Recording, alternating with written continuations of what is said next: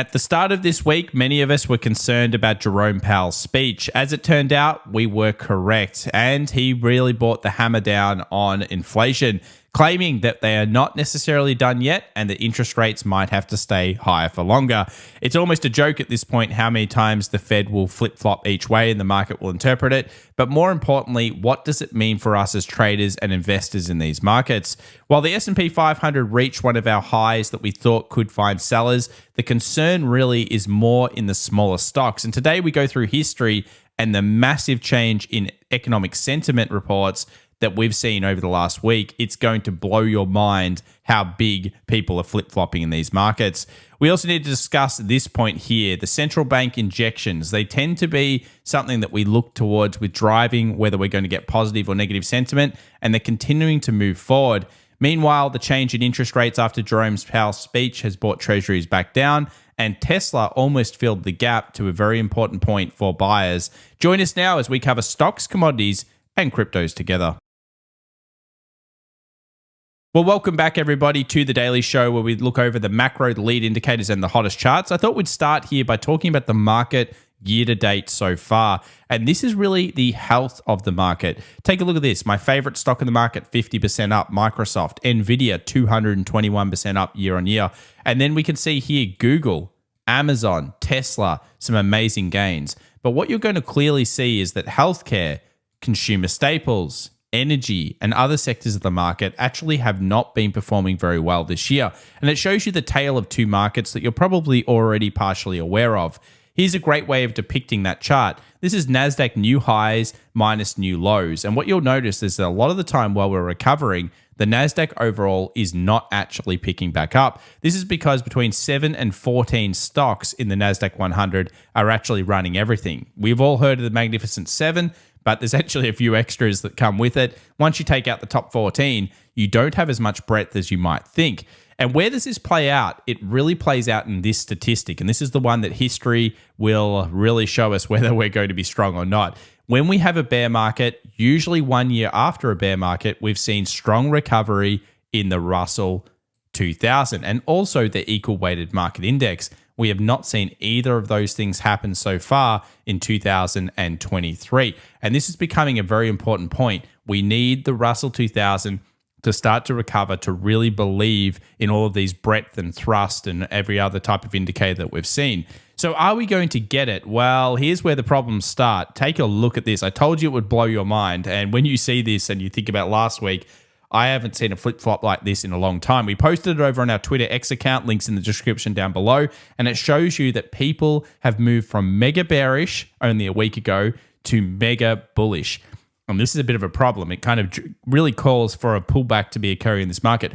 42.6% of people responded as bullish after being 50% of people being negative the week before. I just cannot think of a time where it's been this much flip-flop. Here's the AAII bears with S&P 500 overlaid, and you can see it's kind of a contrarian indicator. When we saw everyone turn bullish recently, what happened? We got near the highs. We looked for the technical signal and we saw sell-offs. Then we got this huge bear reading and we saw a massive squeeze. Now we've just got a really low bear reading in comparison to where it was. So it's probably due for a pullback. And Jerome Powell is kind of orchestrating this pretty damn well. Here's another way of representing how the economy, or how, let's call it the stock market, is actually seeing the health right now. And it's all been about AI and tech. The SPY is being covered by the tech companies, really. And when you take out those and you think about equal weight and you think about IWM, that's the Russell, they're really just not performing well for this year. So again, it's nothing new, but it's an interesting stat all the same. Now, 30-year bond yields and tail risk was all over the place thanks to Treasury new issuance. And basically we see here that we usually expect from the November 6th to 26th period a positive correlation for TLT and of course a negative correlation for yields. If you go back through history, you usually have a bit of some movement down in yields overall, and that's still what we're expecting over the next coming weeks, but that wasn't what of course happened over the last 24 hours. Has the Fed finished their rate hikes? Well, look, Jerome goes backwards and forwards. I mean, this just reminds me of we're going to use all the tools. Remember that discussion from a few years ago? Now it's inflation's here, inflation's gone, inflation's everywhere. Look, realistically, he says the same thing. The market is just changing narrative all the time. But it still makes sense that we may have hit the pause button. We're 1 month and 3 months into now, and even more into actually having a pause on hikes. And traditionally, when we get into this many pauses, we usually have seen close to the top. So again, the stats are pretty positive for a 12 months if we have actually seen the highest point for the Fed. And of course, Jerome Powell might say we need more. We'll find out whether that's actually true. Here's where things turn better for the bulls. And it's got to be this way, double Brett thrust. I mean, this is a big deal. It's pretty rare. It doesn't happen very often. You can see in history, it's only happened a couple of times. 1950, 1962, 1975, and of course, 2023. And when you get a double thrust within that kind of 12 to 18 months, you tend to get an incredible gain over markets over the next period. Now, you'll also notice that a month later, it's 94.1% bullish. And then 6 months later and 12 months later, it actually has never failed.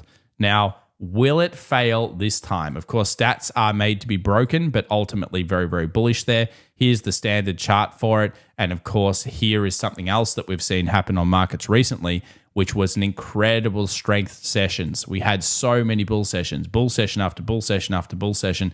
When we tend to get these kind of massive runs, we do have pullbacks. Now, you'll actually see in history, the pullbacks aren't that much. I feel like maybe this time we're due a little bit more, and that will play in well with some of the key levels that we're going to be looking for. But a lot of it has to do with sentiment. And of course, you're going to have to leave your opinions at the door because this is going to come down to price action and pure market movement. You're going to be needing to be aware where you've been trapped and when the market is set level. So of course, make sure to subscribe to the channel. We'll be covering all of those together as we go through this journey, which is going to be a big one. I think 2023 into 2024, it's going to be more trader years and a lot of interesting times in these markets. Here's the Russell 2000 after cycling from 52-week lows. We saw this stat around a week and a half ago now, and it really brings up this idea that have we just entered into a change for the Russell?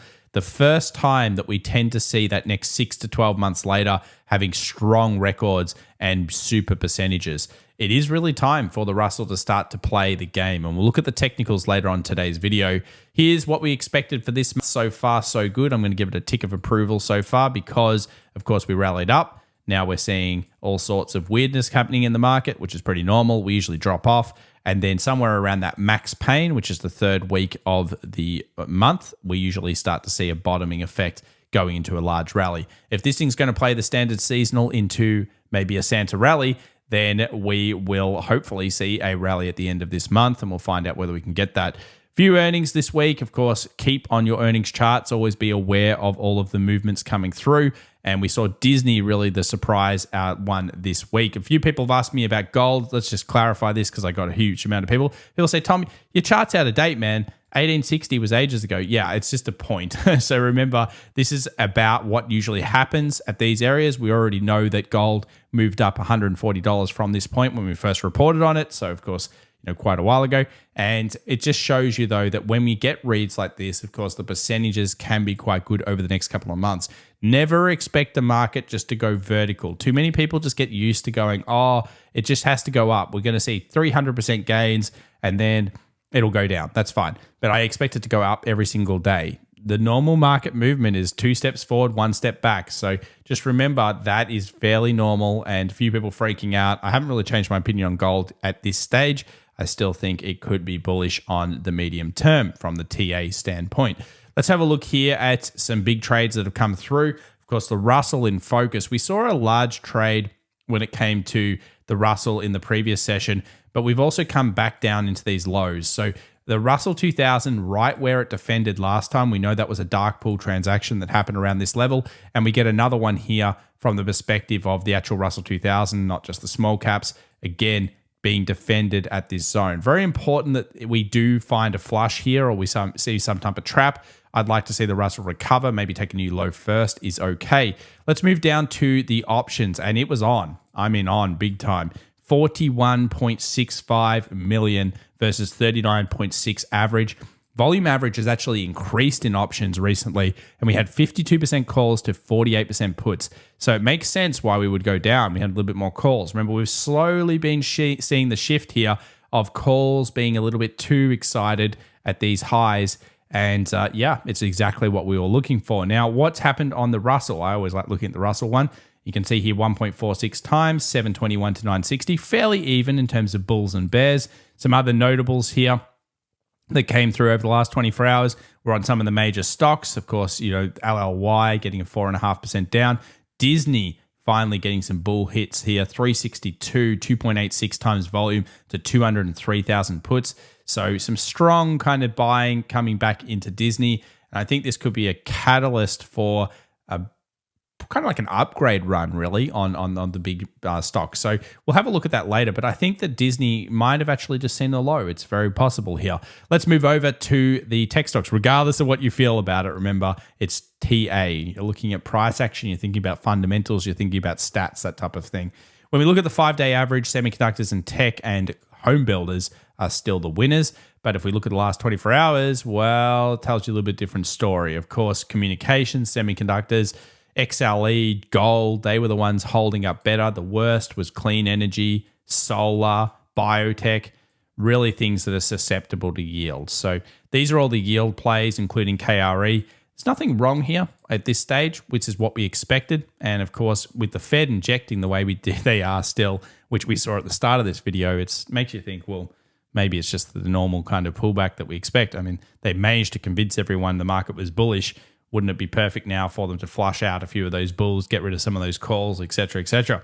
Percentage of stocks above the 20 dropped off to 64.49, but still pretty strong. Here's the percentage of stocks above the 200. Still, we didn't get above 40, which would have been nice, but yeah, still okay. Skew didn't really move, so nothing there from that point of view. And US 30 gear did raise back up, but of course it found itself at this little bit of resistance. So I do still think that we've seen a first time frame change for the yields across the 20, across the 10, across the 30. We'll see whether the price action's right. The narrative could be either way. You could believe that there's still higher rates in there and everything. I'm just going to go with the TA has told us that there is a potential here for a turn. And of course, now we need to find out whether it's going to be one of those stupid Wyckoff kind of concepts where it's slower and takes time, or whether this is actually all it is, picks up and then starts coming down pretty quickly. We really haven't seen too many of these. Another false read was down here back last year. And really, that's the only other false read. So other than the one that we got back in August of last year, which, by the way, if you had believed that that was a real read and you went into the market around that time, it wouldn't have been that bad because you would have been close to the lows. This is another period of time that's very important. When we look at treasuries, of course, sold off from this 50 moving average. I still think treasuries have done really well recently. Huge amounts of course, volume coming through. And look, it's still very, very popular. It's a huge trade, lots of bulls, lots of bears, lots of people with different opinions. I don't mind if it comes back down. I think it's created a really nice structure and things are looking, I said this in our private community, links in the description down below. I said, I think it's the best I've seen it for a very, very long time. In fact, I was looking through the last kind of like all the 50% drop and I could only really find one other time that looked like it actually had even found a bottom. So this is still an important zone, and from a technical standpoint, something we'll be focused on. Let's move over to central bank liquidity. What's going on with central bank liquidity? Well, it's going up. While the market's coming down, it's going up. But don't worry, Jerome's going to higher for longer, guys, higher for longer. Look, this is the thing. We have been seeing injections recently. I think something's broken in the back end. We just don't really know what it is. Well, there's many things that are broken, no doubt. So you've got to kind of bet on the central bank doing whatever they can to support the economies, and they tend to do that. That's what we've seen them do. So the market kind of knows it. In terms of recessions coming, and the word recession, US 2-year must go underneath 10, and we must actually start to see an inversion of yield. That has not happened yet, so we're usually quite a few months away. We talked about unemployment. Dow Jones Transportation Average Index actually dropped, which is, of course, a negative sign for markets. So that's the first negative. The second negative was home builders coming back through to down, so showing us that we might get a little bit more of a pullback in this market condition, and copper kind of held steady. So okay for the metals at this stage holding into that zone. Let's have a look at the US dollar. So the US dollar came back up, and it was a little sneaky, I got to say. This was I could see why it did it, but yeah, look, I had a little alert underneath here, and it set it off. I didn't actually see it because I was asleep, but To late time. I'm here in Australia. It's obviously very, very late when this went off, but that was a little sneaky. It didn't quite clear everything that I wanted, but yeah, this was sneaky by the dollar index traders. So what they managed to do is push it back down. Then of course they've rallied it back up into this supply. Dollar has been an interesting trade. As you can see on the weekly, if we go back over to the weekly, we closed right on that level that was